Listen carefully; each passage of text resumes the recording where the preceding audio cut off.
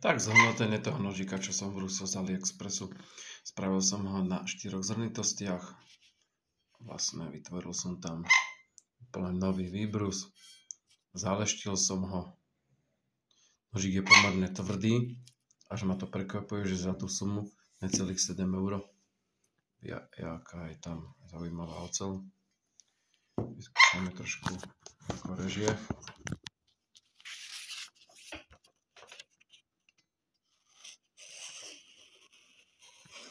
To je úplná žiletka toto. To je jednoducho neuveriteľné.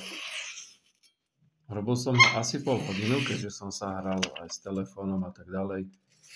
A som z neho nadšený. No ešte ma čakajú tieto 3 nožíky. Tak to je spravil niečo rýchlejšie, lebo už to nebudem detálne nahrávať. No a pravda, že papauch, ktorý ma tu furt otravuje, a chrápajúci spiaci psík.